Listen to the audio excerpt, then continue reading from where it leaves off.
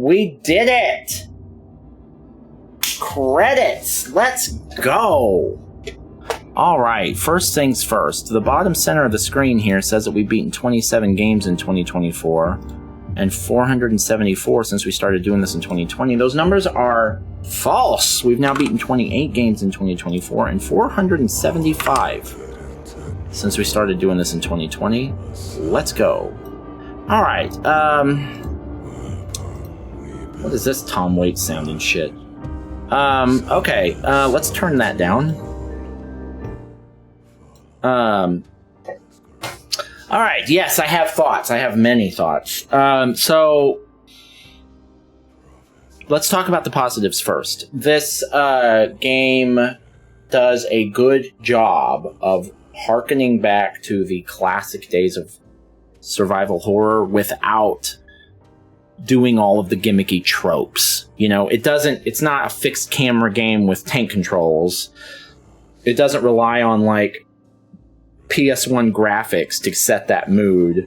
You know, there's a lot of survival games that have been coming out recently that are trying to do this, that are like, oh, we'll just make everything de-resed and then it'll capture the mood. Or we'll do the fixed camera and the tank controls and all the garbage controls and stuff, and that'll make it feel right. And sometimes that kind of stuff works a little bit, and sometimes it doesn't, right? But this game does a good job of recapturing what it feels like to play one of those old survival horror games, like the original Resident Evil, the original Silent Hill, probably the original Alone in the Dark. I haven't played that. And those kinds of games, without doing all of that crap. It's got modern graphics, it's got over-the-shoulder third-person combat. It doesn't have any of that retro stuff, but the actual core of the game is very retro. It's got it's a heavy focus on puzzles and traversal, exploration. Finding keys that unlock certain parts of the mansion, and, you know, the whole game takes place in a single location that, well, that's not really true, but I don't want to get into the spoilers, but you have one map the whole game, you know, and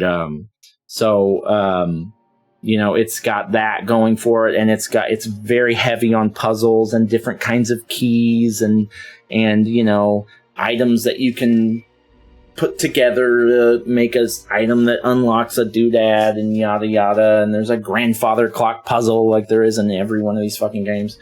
It's got all of that stuff in it, and the mood is very it's not action. It's got action, it's got resource management with ammo and health and all that, but it doesn't have an inventory screen. It's just all your inventory that you need to know about is on the HUD. So it's got all that, like, okay, I should probably use my shotgun because I'm full on shotgun ammo, you know, but I need to manage my pistol ammo because I don't have much of that.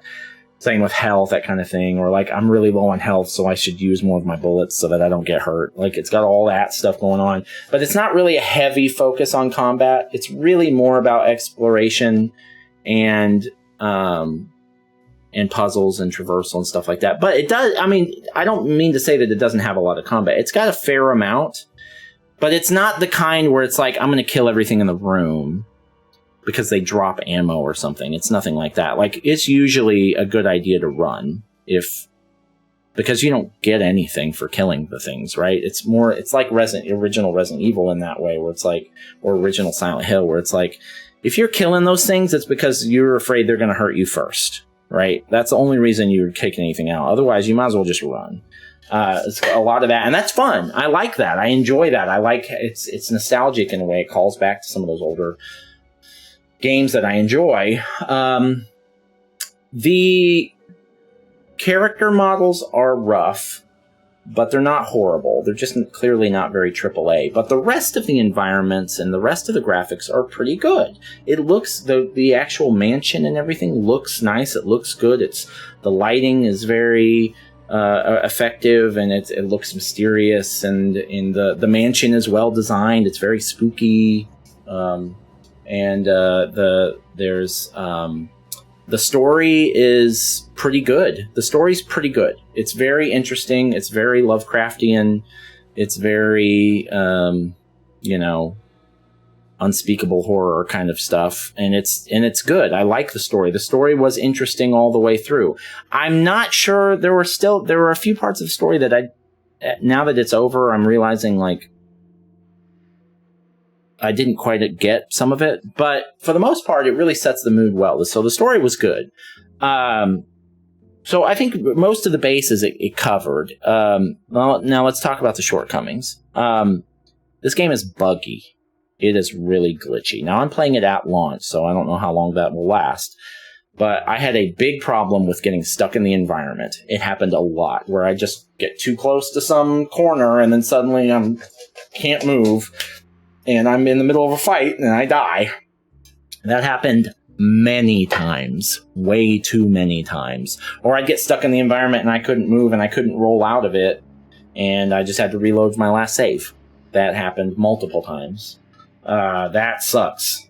That kind of thing sucks. Also, all of the inventory stuff was buggy as fuck. You'd pick up an item and you'd, like a melee weapon, you'd be like, actually, I think I like the melee weapon I had better. And then you go to pick up the other one that you had, which you can do, and you just couldn't. It would just be clipped into the environment. You couldn't. Or you would, there would be an item that you can see, and you're supposed to be able to pick it up, and you just can't, and you like really need health, and there's some health there, and you just can't pick it up. That was really annoying. Really annoying. When you had to reload, like if you died or you reloaded a checkpoint, things got really wonky. It would and it wasn't because the items are randomly generated or anything like that. It would be just certain things would just disappear. You couldn't pick them up anymore. It would be there would be things that you were like puzzles that you're supposed to be able to interact with that sometimes you couldn't, or there would be puzzles you weren't supposed to interact with anymore that you still could. That happened a few times. Lots of UI issues, lots of traversal issues with getting stuck in the environment and clipping into the floor and stuff like that. Lots of issues with the UI and the inventory. You would it would tell you picked up bullets and you didn't, or it would, you wouldn't be able to interact with something, or, a lot of stuff like that. And especially when you reloaded for some reason, it would fuck things up. Like you'd suddenly have a different melee weapon, or you wouldn't have the melee weapon you were supposed to have when you reloaded, but then when you went to pick up a melee weapon, it would tell you already had one. And so I just couldn't use a melee weapon for a certain part of the game that I really needed a melee weapon. It was a lot of stuff like that.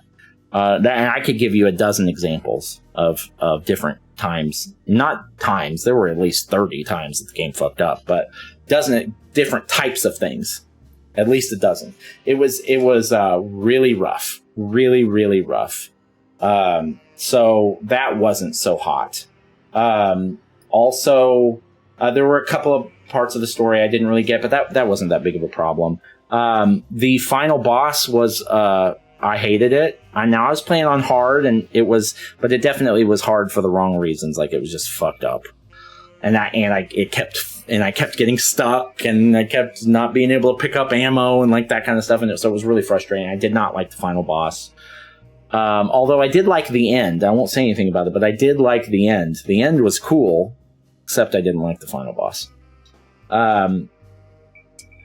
What else was wrong with this game? The character models were rough, I said already. The rest of the graphics were decent, but the character models were they weren't horrible, but they were a little bit rough. Kind of double A looking, What else? I think probably a lot of people would say that this game was too short. It took me 9 hours and 45 minutes to beat it.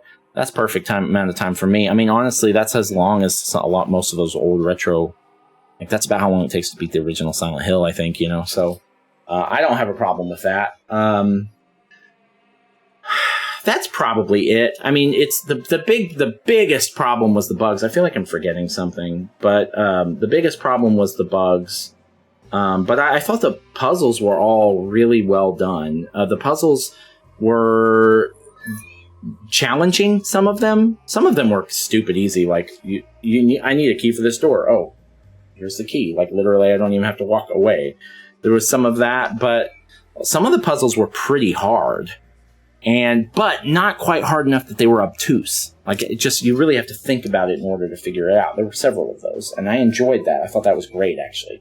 The puzzles were probably the best, like, most well-done part of the game. Not my favorite, necessarily. As far as, like, scariness, the game does a good job of making you feel like you're in danger, because the enemies are very dangerous on hard. Any one enemy can easily kill you if you're not being careful. So I thought the hard difficulty was fairly well balanced, and, pretty much did what it said on the tin. It was hard. I mean, it wasn't terribly hard. I died only 15 times, but enemies were dangerous. That's about it. I did enjoy it, though. I really did. I don't think it was perfect. I really do think the glitches bogged down the game.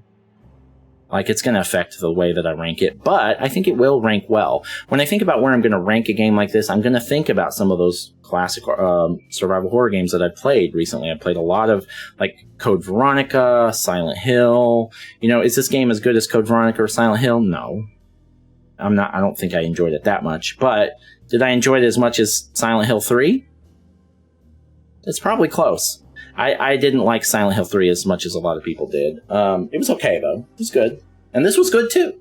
I enjoyed it. And I think it did a good job of being a retro survival horror game. You don't get this as much as you'd think you would in this era. Because a lot of people are trying to do this, but they do it different ways. It doesn't have to be a gimmick. Just make a game like that. And make it with modern controls. What's wrong with that? I think this game did a good job of doing that. So, all right, I'll shut up. One last little nitpick. There are 5 chapters in this game, and some of them are incredibly short, and some of them are incredibly long. That's just a little nitpick of mine, that, like, you'll go to one chapter and it takes you 45 minutes, and then the next chapter takes you over 3 hours. I don't like that. I don't think it's too much to ask to have fairly evenly paced, and they don't have to be exact, but like, if you're getting stuff that's 4 times longer than the last chapter, come on. I don't care for that. Anyway, that's a little bit of my own, just kind of a pet peeve of mine, but it's not that big of a deal. All right, we did it. That's it. Good game. I did enjoy it. I'm glad it was worth $60. I think it was worth $60, which is, not every game is worth $60, but I'm glad that I bought it. I'm glad that I played it, and I did enjoy it. All right, last order of business. It's been fun, Alone in the Dark, but we are now going to delete you from our console and never play you again. Thank you. Fix your bugs, but otherwise, good job.